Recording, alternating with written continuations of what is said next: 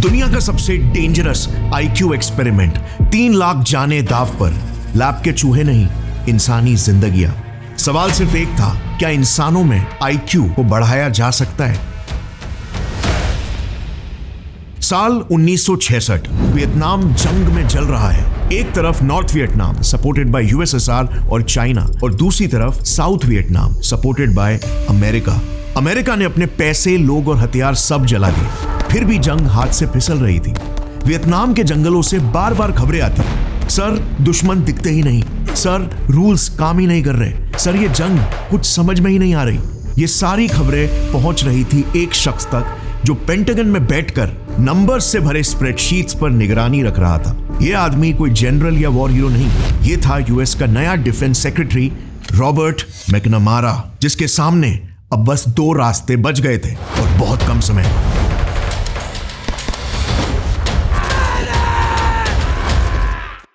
पहला रास्ता, वॉर रोक दो, जिसका सीधा मतलब था पॉलिटिकल सुइसाइड, करियर खत्म, अमेरिका की इज्जत पर दाग। और दूसरा रास्ता, एक ऐसा कदम उठाओ जो इंसानियत के ही ईमान को दाव पर लगा दे। आर्मी में सिलेक्शन क्राइटेरिया को कम करो और सिपाहियों की भर्ती करो, और फिर चाहे वो सिपाही मानसिक रूप से सही भी हो या फिर ना भी। मैकनमारा अपने डिसीजन से बिल्कुल कन्विंस थे, क्योंकि उन्हें डेटा कुछ और दिखा रहा था, और इसीलिए उन्होंने एक्सट्रीमली कंट्रोवर्शियल दूसरा ऑप्शन चुना।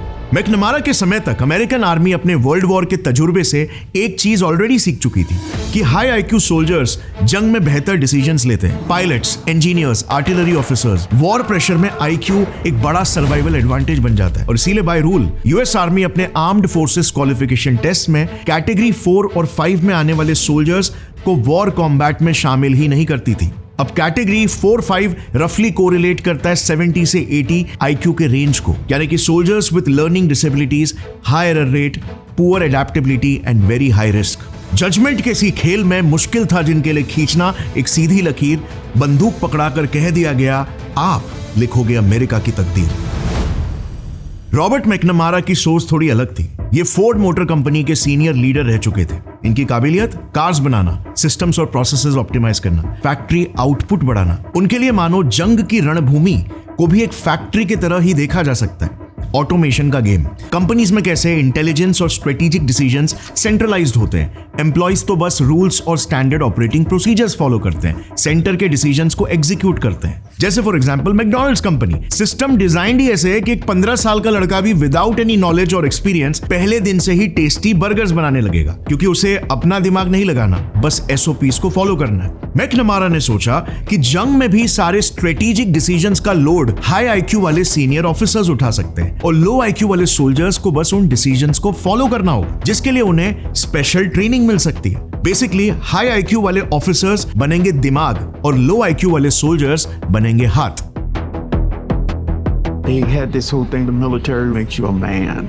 I've always wanted to be a hero. You watch John Wayne. I mean, all we had were the movies. That's all we knew about war. Greetings and citations. Your friends and neighbors have elected you. You are going to Vietnam. I didn't even know where it was. But क्या ऐसे structure का successful हो पाना possible था? Ultimately जाने दाव पर थी।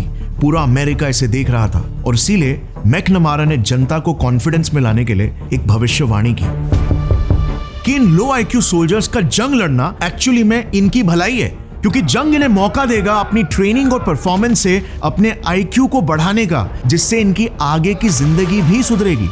बात यह है, 2 साल पहले ही 1964 में एक ग्राउंड ब्रेकिंग एक्सपेरिमेंट हुआ था। न्यूरो साइंटिस्ट मैरियन डायमंड ने दिखाया था कि जब चूहों को ज्यादा चुनौतियां दी जाती है तो उनके दिमाग का सेरेब्रल कॉर्टेक्स यानी आईक्यू का एक कोर रेगुलेटर ज्यादा वेल कनेक्टेड हो जाता है। अगर चूहों का दिमाग सुधर सकता है तो इंसानों का क्यों नहीं? खास ट्रेनिंग और war experience in low IQ soldiers के दिमाग को फोर्स करेगा एडेप्ट करके विकसित होने के लिए। बस फर्क ये था कि एक्सपेरिमेंट किसी लैब में नहीं, जंग के मैदान में होने वाला था, इंसान, गोलियां और बारूदों के साथ। फेलियर का मतलब सिर्फ फीडबैक नहीं, लाशें होंगी। मैकनमारा को खुद के दृष्टिकोण पर पक्का भरोसा, और कर देते हैं वो जंग जारी का फरमान प्रोजेक्ट 100,000 मैकनमारास मोरॉन्स के साथ।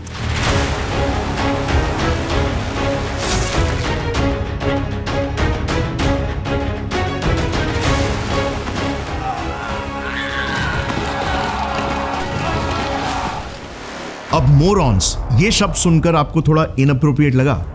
आपको मैकनमारा एक बहुत बड़ा विलन लग रहा होगा, कोई बेवकूफ या इमोशनलेस ऑफिसर जिसको नंबर्स में से लाशों की बू नहीं आती थी। बट आईक्यू के इतिहास की एक कड़वी सच्चाई अगर आपने जान ली तो मैकनमारा के लॉजिक और उसके डिसीजन के पीछे की वजह शायद आपको बेहतर समझ में आएगी। साल 1880 sir Francis Galton, Charles Darwin के कजिन, अपनी डायरी में एक कोल्ड सवाल लिखते हैं, क्या इंसानी इंटेलिजेंस पैदाइशी होती है या परवरिश से डेवलप होती है? Nature versus nurture. गैल्टन का झुकाव क्लियर था। उन्हें लगता था इंटेलिजेंस हेरिडिटरी होता है, यानी कि हार्ड कोडेड, जीन्स में लॉक्ड। और इसी बिलीफ के साथ उन्हें एक विचित्र सा डर सताते रहा, अगर इंटेलिजेंस फिक्स्ड है और कम बुद्धि वाले लोग अपनी तादाद को बढ़ाते रहे तो क्या सोसाइटी धीरे धीरे करके कोलैप्स हो जाएगी? गैल्टन के पास कोई सबूत नहीं था, सिर्फ डर था, और यही डर उनके साथ ही दफन हो गया। 25 साल बाद 1905 पेरिस, दो फ्रेंच साइकोलॉजिस्ट एल्फ्रेड बिनेट और थियोडोर साइमन पहली बार एक इंटेलिजेंस टेस्ट डेवलप करते हैं। टेस्ट सिंपल था, मूविंग ऑब्जेक्ट्स को फॉलो करना, पैटर्न्स पहचानना, शॉर्ट टर्म मेमोरी टास्क, और मकसद सिर्फ एक, कमजोर बच्चों को पहचान कर उन्हें ज्यादा मदद देना। बिनेट ने एक बात एक्सप्लिसिटली बोली थी, इंटेलिजेंस पैदाइशी फिक्स्ड नहीं होता है, इस टेस्ट को परमानेंट लेबल मत बनाना। इंटेंट बिल्कुल सही था, एक हेल्पिंग टूल की तरह देखो, पर अनफॉर्चुनेटली उनकी टाइमिंग बहुत बहुत गलत। 19वीं सदी का दौर आ चुका था, इतिहास का सबसे काला और अनस्टेबल दौर। वर्ल्ड वॉर्स, पावर की भूख, इंसानियत का पॉलिटिकल सौदा, जिंदगियों का दाम कौड़ियों बराबर। ऐसे दौर की शुरुआत में यह आईक्यू टेस्ट अमेरिका पहुंचता है, जहां पर सारे रूल्स पलट जाते हैं। अमेरिकन साइकोलॉजिस्ट हेनरी गोडार्ड और ल्यूइस टर्मन बिनेट के इस हेल्पिंग टूल को एक लेबल मशीन में बदल देते हैं, जो सीधा एक परमानेंट टैग चिपकाने लगा। इनका मानना भी गैल्टन जैसा ही था कि इंटेलिजेंस फिक्स्ड है, जेनेटिकली हार्ड कोडेड, अब कुछ भी कर लो, आप बढ़ा नहीं सकते। और इसीलिए जिनका इंटेलिजेंस कम निकल कर आता उनके लिए इन्होंने बकायदा एक नया साइंटिफिक वर्ड ही बना दिया, मोरॉन्स, यानी कि मूर्ख, word invented by Henry Goddard, जो वर्ड अब लैब्स में ओपनली एडॉप्ट होने लगा। शब्द क्लिनिकल था, इंटेंट एकेडमिक, पर इसका इंपैक्ट सर्जिकल पड़ा, क्योंकि अब शब्द जैसे मोरॉन्स, इम्बेसिल, फीबल माइंडेड कोई गालियां नहीं, एक्चुअली में लेजिट साइंटिफिक कैटेगरीज बन चुकी थी। और जैसे ही कोई लेबल स्कूल्स में घुस जाए, कोर्ट्स में कोट होने लगे, न्यूज़पेपर्स में नॉर्मलाइज हो जाए, परसेप्शन ये बनी कि सोसाइटी में कुछ लोग हैं जो फंडामेंटली अलग है, कम बुद्धि वाले, परमानेंट लायबिलिटी। अब बस एक छोटी सी लापरवाही और अंजाम देखना। साल 1916 अमेरिका वर्ल्ड वॉर में ऑफिशियली घुस चुका था। आर्मी पर कांस्टेंट प्रेशर, ज्यादा सोल्जर्स चाहिए, पर इंटेलिजेंट सोल्जर्स चाहिए, और बहुत कम समय में। दुविधा साफ थी, कैसे एक लार्ज स्केल पर इंटेलिजेंस को सिलेक्ट करे, वो भी ऑटोमेटेड तरीके से। इसी चैलेंज को उठाते हैं स्टैनफोर्ड के साइकोलॉजिस्ट ल्यूइस टर्मन। पुराने आईक्यू टेस्ट को वो एक नए फ्रेमवर्क में डालते हैं और इन्वेंट करते हैं स्टैनफोर्ड बिनेट आईक्यू टेस्ट। अब ये नया टूल एक मेजर टर्निंग पॉइंट बन गया, क्योंकि इसके बाद से अब इंटेलिजेंस कोई सॉफ्ट जजमेंट नहीं, टीचर का अंदाजा नहीं, बल्कि एक नंबर बन चुका था। और जैसे ही कोई चीज नंबर बन जाती है, इंस्टीट्यूशंस डेस्परेटली उसे गले लगा लेते हैं, अपने सिस्टम्स में उसे हार्ड कोड कर लेते हैं, बिकॉज दे लव प्रेडिक्टेबिलिटी। और इसीलिए इवन आज तक स्टैनफोर्ड बिनेट आईक्यू टेस्ट के ही वर्जन्स यूज होते हैं। मगर ये वही पॉइंट था जहां से एक नेक इरादे ने खोल दिया हैवानियत का दरवाजा।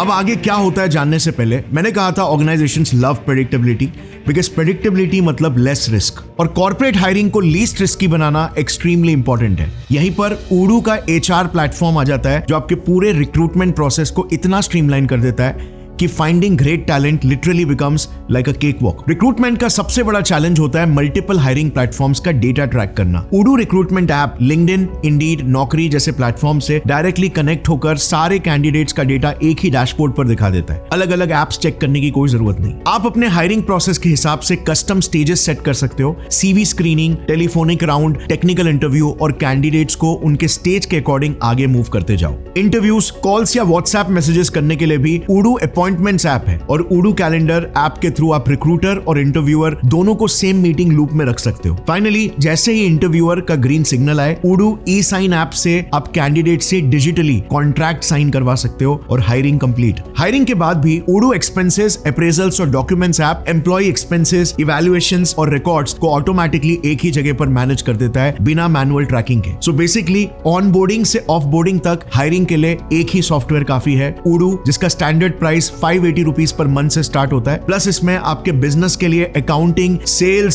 सीआरएम और वेबसाइट बिल्डर जैसे मल्टीपल एप्स भी अवेलेबल है। Link is in the description. और अब लौट आते हैं वापस से वीडियो पर। मैं आज भी इस चीज को बहुत रिफ्लेक्ट करता हूं। इतिहास गवाह रहा है कि वक्त और हालात कैसे इंसानियत का ईवल चेहरा बाहर निकालते हैं। जैसे ही आईक्यू टेस्ट इंस्टीट्यूशनलाइज हुए, सोसाइटी का नैरेटिव क्वाइटली शिफ्ट होने लगा, पॉलिटिकल होने लगा। साइंटिफिक क्लेम था इंटेलिजेंस इनहेरिटेड है, पॉलिटिकल यूज गरीबी एक फितरत है। साइंटिफिक क्लेम लो इंटेलिजेंस का क्राइम से कोरिलेशन है, पॉलिटिकल यूज क्राइम बायोलॉजिकल है। साइंटिफिक क्लेम इंटेलिजेंस सक्सेस को प्रेडिक्ट करता है, पॉलिटिकल यूज फेलियर ही इन मोरॉन्स की तकदीर है। ये साइंस नहीं, साइंस के कंधों पर बंदूक थी। कड़वी सच्चाई ये है कि पॉलिटिक्स के लेवल पर मोरालिटी का मतलब होता है सर्वाइवल, इंसानियत नहीं। 1910 से 1925 के बीच अमेरिका के वेलफेयर इंस्टीट्यूशंस एक हार्ड सीलिंग हिट कर चुके थे। एसाइलम्स भर रहे थे, पावर हाउसेस ओवरफ्लो हो रहे थे, वेलफेयर बजट्स एक्सप्लोड। हर साल लोग बस एक ही सवाल पूछते थे, इन परेशानियों का अंत कैसे होगा? अब रियल सॉल्यूशंस जैसे इमिग्रेंट्स का एजुकेशन, हाउसिंग रिफॉर्म्स स्लो और महंगे होते हैं और सिस्टम चेंज पॉलिटिकली रिस्की। तो ऐसे क्राइसिस वाले सिचुएशंस में पॉलिटिकल लीडर्स अक्सर एक well known psychological strategy use करते हैं कॉल्ड स्केपगोटिंग। एक चेहरा बनाओ जो दिख सकता है और सारा दोष उसके ऊपर। एग्जाम्पल हिटलर, वर्ल्ड वॉर 1 में जर्मनी की हार का स्केपगोट ज्यूस को बनाया। Und damit der Sieg des Judentums sein, sondern die Vernichtung der jüdischen Rasse in Europa.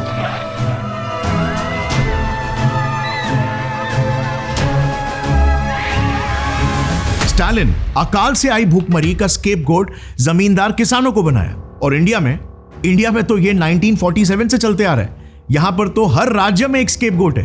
Principal ये है कि सिस्टम फेलियर की वजह यूजुअली बहुत ही कॉम्प्लिकेटेड और एब्स्ट्रैक्ट होती है। इससे कहीं ज्यादा इजी और फास्ट एक्सप्लेनेशन है। ब्लेम एक चेहरे पर डाल दो, लोग अपनी पूरी भड़ास वहीं पर निकाल लेंगे। यूएस ऑफिशियल्स ने भी ऐसा ही किया। प्रॉब्लम ये नहीं रही कि यूएस गवर्नमेंट अपने बैड डिसीजंस का लोड नहीं उठा पा रही, प्रॉब्लम ये बन गई कि लो आईक्यू लोगों की वजह से सिस्टम पर बड़ा बोझ आ रहा है। और एक सूडो साइंटिफिक थियरी को बेस बना दिया जो ये कह रही थी कि अगर मोरॉन्स की संख्या को कम करनी है तो इनकी नस बंदी कराओ। इस थियरी का नाम था यूजेनिक्स। और जब 1927 में एक हाई प्रोफाइल कोर्ट केस बक वर्सेस बेल का फाइनल वर्डिक्ट आया, कोर्ट जजमेंट की बस एक लाइन और डिसीजन कोई डिबेट नहीं बल्कि प्रोसीजर बन गया। वर्डिक्ट था, मोरॉन्स की बस 3 पीढ़ियां काफी है।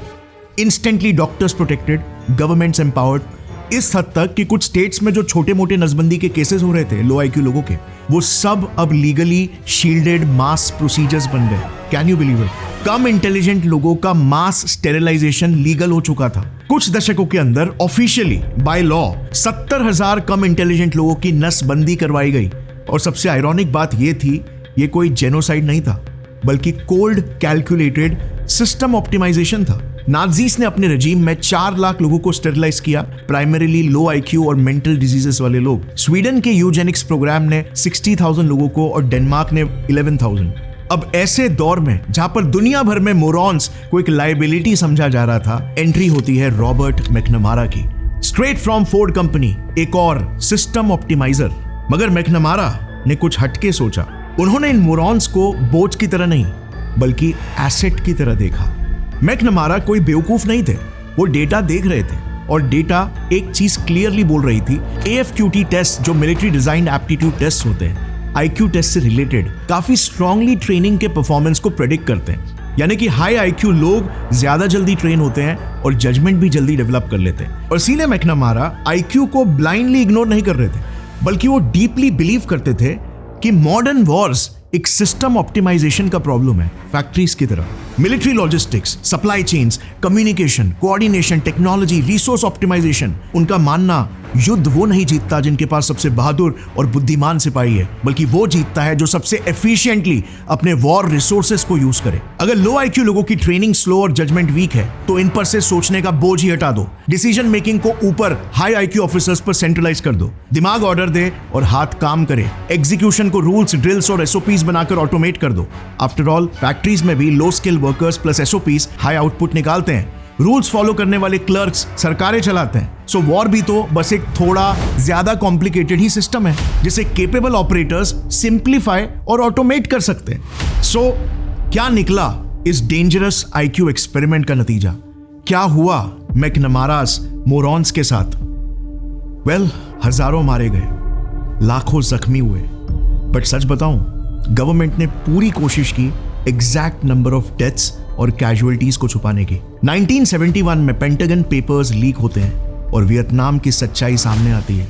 सिस्टमैटिकली कई लेवल्स पर डेटा मैनिपुलेशन और फजिंग हो रहा था ताकि देश भर में एक प्रो वॉर सेंटिमेंट डेवलप हो सके। डिपार्टमेंट ऑफ डिफेंस रिकॉर्ड्स के हिस्टोरिकल एनालिसिस ये रिवील करते हैं कि कॉम्बैट में लो आईक्यू सोल्जर्स नॉर्मल सोल्जर्स के मुकाबले रफली 3 गुना ज्यादा मरे।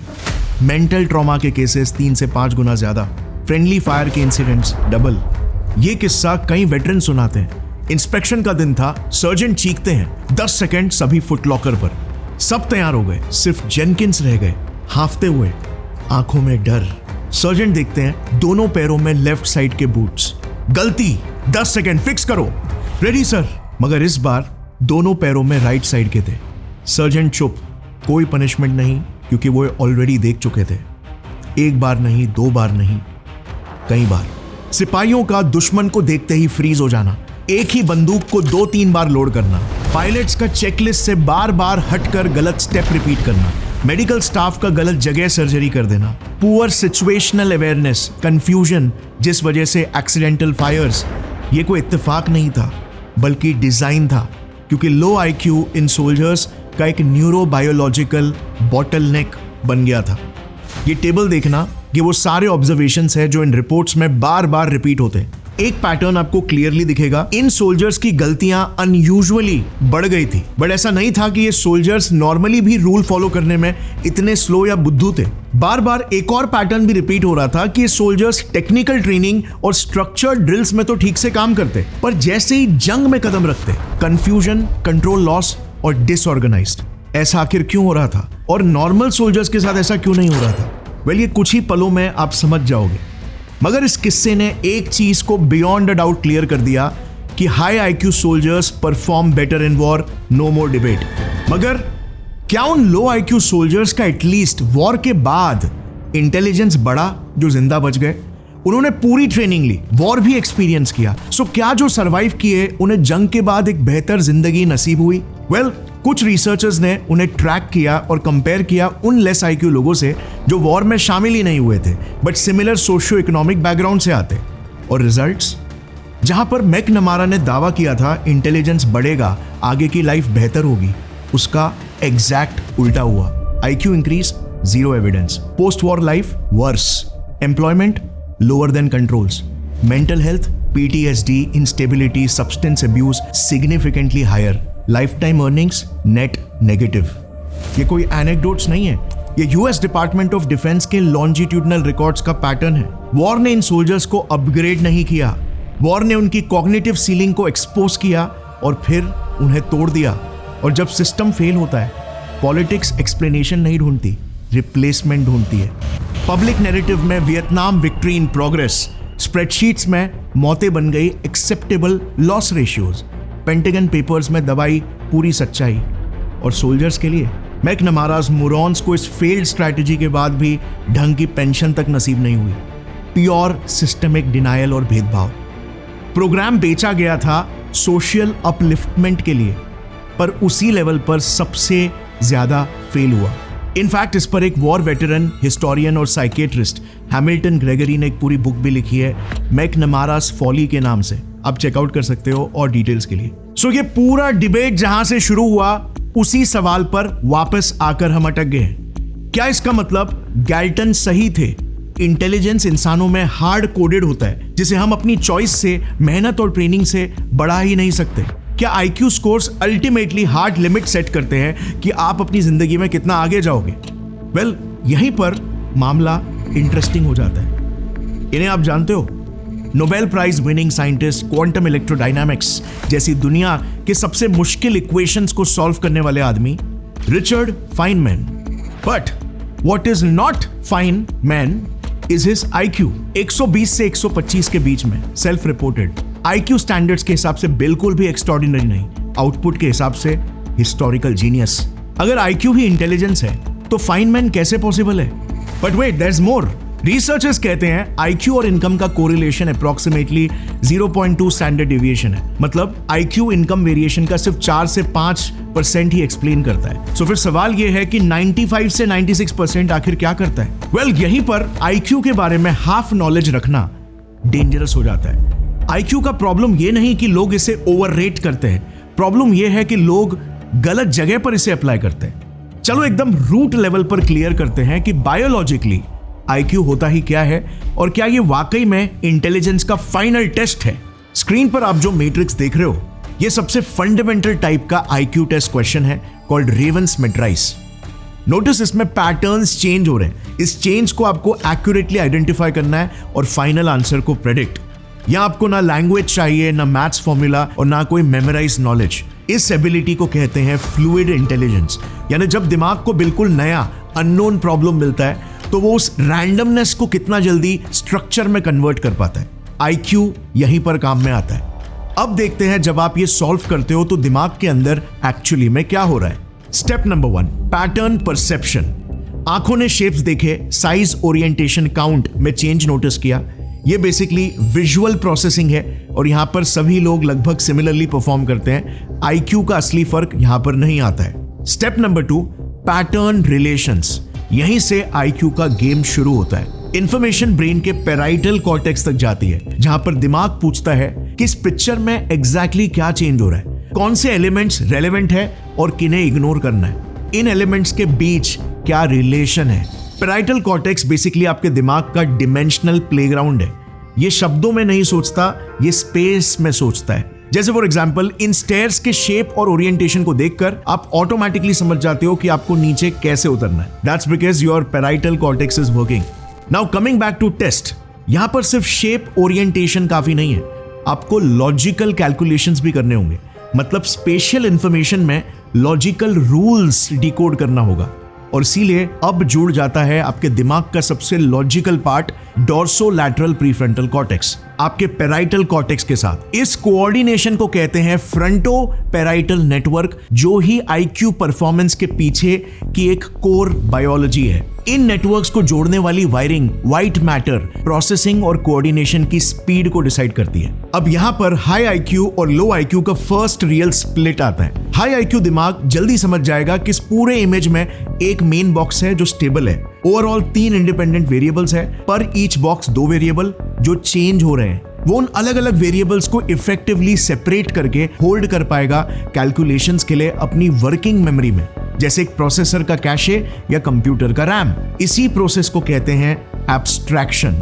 लो IQ दिमाग on the other hand overload होने लगेगा, वेरिएबल्स मिक्स होने लगेंगे, नॉइज और सिग्नल में डिफरेंस पहचानना मुश्किल हो जाएगा।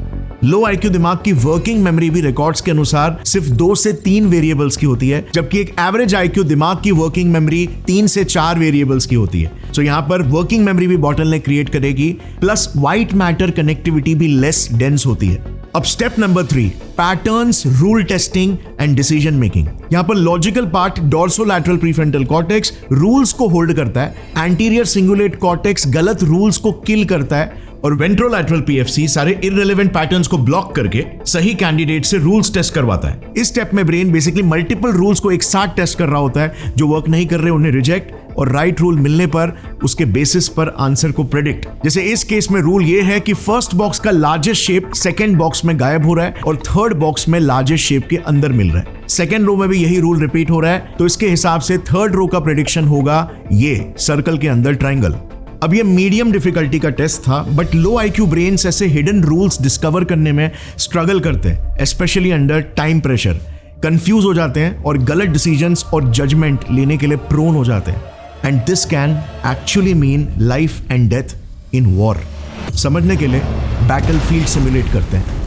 इमेजिन करो आप सोल्जर हो, आपके सामने सिर्फ 10 सेकंड के अंदर लेफ्ट साइड से गन फायर, राइट साइड पर टेरेन अनइवन, रेडियो पे कमांड आ रही है, आगे स्मोक है, एक टीममेट डाउन हो चुका है, एमो लिमिटेड है, एनिमी का एग्जैक्ट लोकेशन अनक्लियर। रियलिटी एक साथ 6 से 7 सिग्नल्स आप पर थ्रो कर रही है। अब एक लो आईक्यू ब्रेन इन सब वेरिएबल्स को एक एक करके सीरियली प्रोसेस करेगा। दिमाग ओवरलोड, पैनिक स्टार्ट, फोकस सिर्फ एक चीज पर लॉक, जो मोस्टली गन फायर्स होंगे और बाकी सारी चीजें इनविजिबल।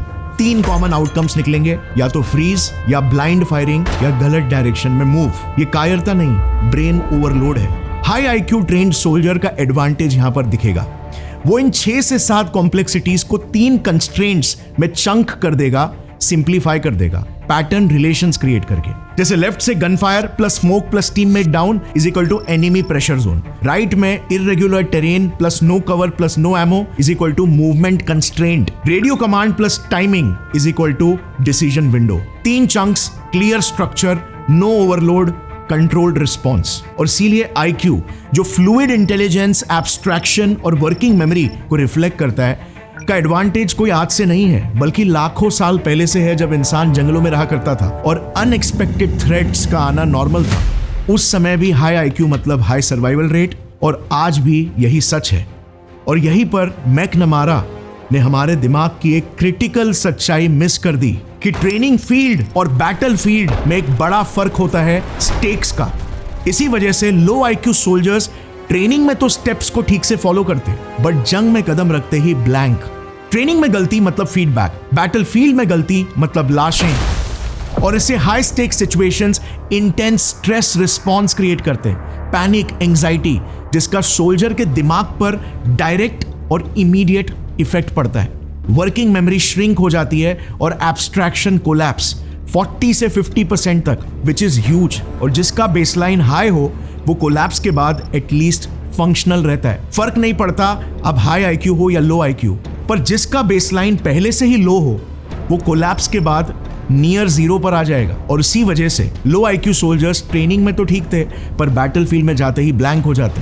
मैकनमारा ने सिस्टम डिजाइन तो समझा, पर न्यूरोबायोलॉजी के फेलियर मोड्स को समझना मिस कर दिया। But here comes the interesting part.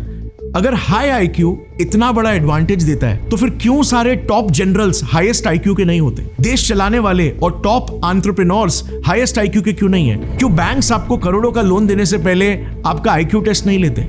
You know, Stanford Binet IQ test को बनाने वाले साइकोलॉजिस्ट लीविस टर्मन ने ही 1921 में इतिहास का सबसे लंबा चलने वाला आईक्यू एक्सपेरिमेंट शुरू किया था। 1500 बच्चे, सबका IQ 135 plus, top 1% of the population, Terman's termites नाम भी दिया गया था। टर्मन अपने आईक्यू टेस्ट को लेकर एक्सट्रीमली कॉन्फिडेंट थे।